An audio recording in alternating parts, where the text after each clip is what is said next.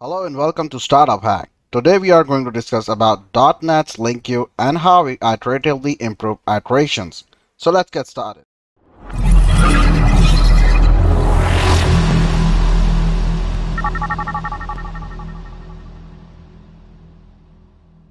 So today's agenda is number 1, the for era, number 2, the for each era, number 3, the for each era continued, and number 4, the modern LINQ era. So let's dig in. Do you want to earn $100,000 a year? Do you want to become a software developer within just 3 months? With our amazing course and awesome tutors, you never have to worry about getting stuck. We help students to learn skills that companies want to hire. We are Startup Hack. Don't forget to subscribe our channel. So let's get started. Alright, in many years as a .NET developer, I have observed C# mature as a language and expanding its abilities to help developers write cleaner code syntactically speaking, that is. By wide margin, LINQ is an opinion that expansion to C#.NET's landscape with the biggest impact in terms of how often you will end up using it and save yourself some time by not needing to write the same boilerplate code over and over. These kind of quality of life improvements stem from an iterative improvement cycle where developers frequently write the same boilerplate code over and over, and they realize the syntax required was more verbose than it needed to be. This improvement process is of course not unique to C#. In fact, it predates it as showcased by the first example I'm going to mention, the humble for loop.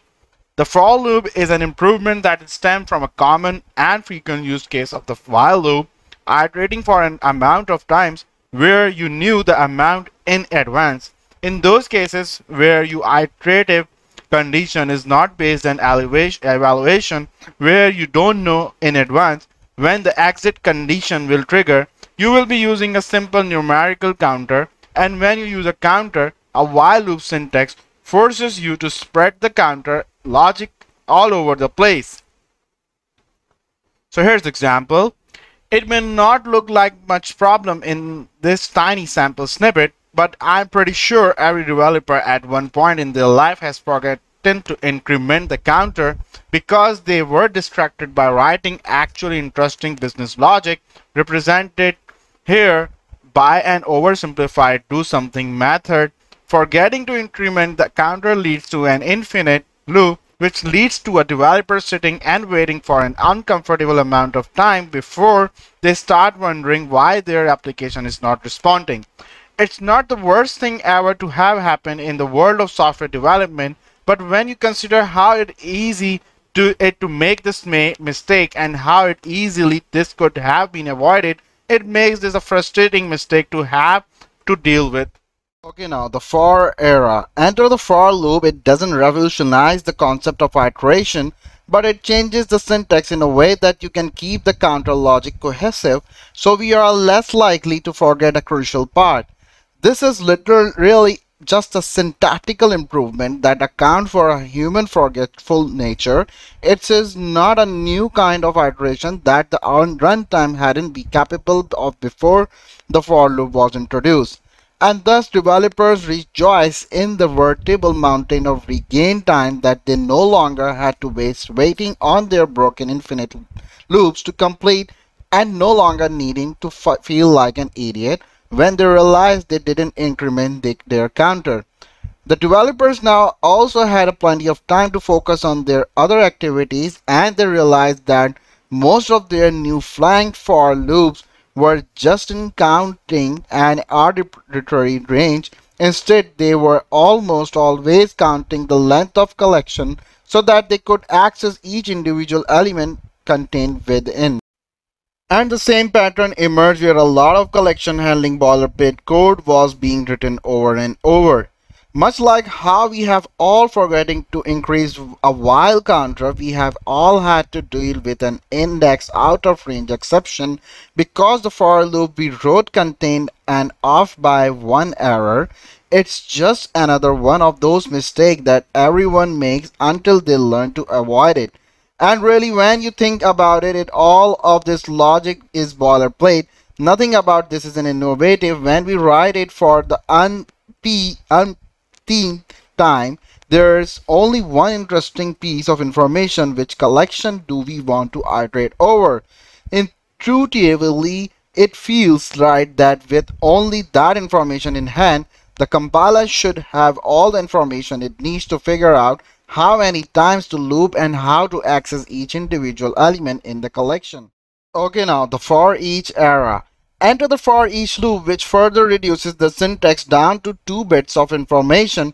Which collection are we iterating over, and what variable shall we use to process each individual item? There may be some C# historians among you who notice that I omitted the enumerator, which was the first solution to for loop problem.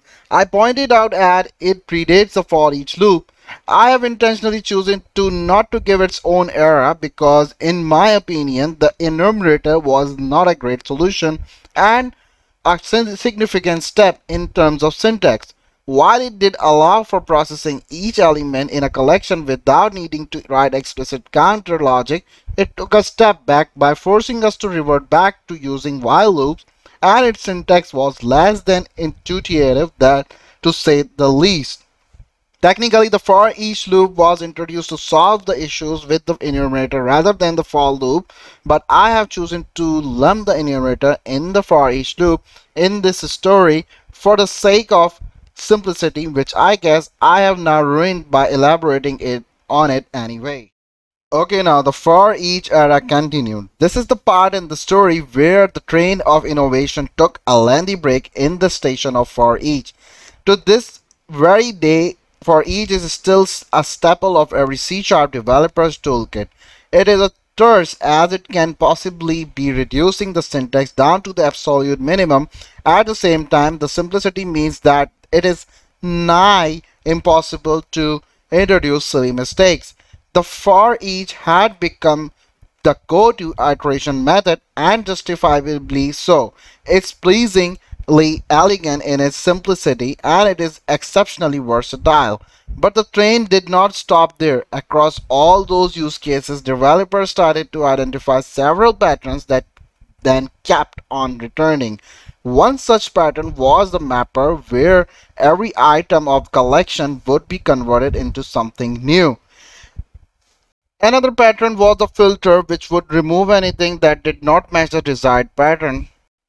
Another third and final example, a pattern which I'm going to call the identifier, which is very similar to but slightly different from the filter pattern in that it very specifically accepts to find a single item and break if there is more than one match. Many more patterns emerge, but let's stick to these for now. Again, it becomes clear that there's too much fluff. When you create these patterns several times a day, you start noticing that you need to write disproportionately more code than is really necessary to convey what you are trying to do. As a developer, my eyes automatically ignore a significant chunk of the code in front of me because it's nothing new. Instead, my eyes focus on specific bits. What condition are we checking for in the if? How we are constructing this new item. Alright, let's move towards the final topic, the modern LINQ era. This is where we finally get to language integrated query, better known as LINQ. Much like how the for each reduced the syntax of the for down to its bare essentials, LINQ has taken these very common for each patterns and reduced them down to only the contextually interesting code that actually conveys the intention of the code. It reduces so much that they effectively becomes one-liners, as you can see in these examples. And what's more, these methods are chainable. This allows you to compose a complex query in virtually no time, while keeping it readable and easy to maintain. I have intentionally obfuscated what result I am expecting by using var result. But the chain LINQ query makes it relatively easy to understand that we are going to receive a list of people named Bob who have a dog named Rover, ordered by their biological age. If you're not yet convinced that LINQ is a massive improvement, take a break here and write the C# non-LINQ equivalent of this query. The advent of LINQ started a new era of collection manipulation. It allows C# developers to step outside of the realm of nitty-gritty index manipulation and collection algorithm boilerplating, and instead reduce their business logic down to a tool set of reusable and chainable collection operations, focusing much more on the efficiency of the overall query instead of the lower level collection manipulation that would be required to build the query in the first place. When the developers start using LINQ, they often only use a handful of the available methods such as select, where, first, single, and count. But there are many more methods which help further reduce the syntactical fluff and optimize your collection operations. So thank you for watching this video. I hope you learned the concept of .NET LINQ. So don't forget to subscribe our channel and hit the bell icon for latest update. To joining our course, you can simply go to our website called startuphack.com/startdash now. Thank you.